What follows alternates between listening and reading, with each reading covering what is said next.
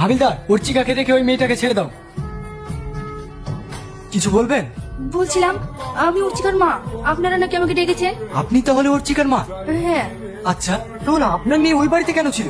কি করবো বলুন, আমরা গরিব মানুষ, মেয়েটাকে ঠিক মতো খেতে পড়তে দিতেও পারিনি। ওদের বাড়ি গিয়ে যদি একটু খেয়ে পড়ে ভালো থাকে, এর চেয়ে ভালো আর কি হতে পারে বলুন? আপনার মেয়েকে যে অন্যের বাড়িতে রাখে, তাকে দেখতে কি আপনার একটু ইচ্ছা করে না?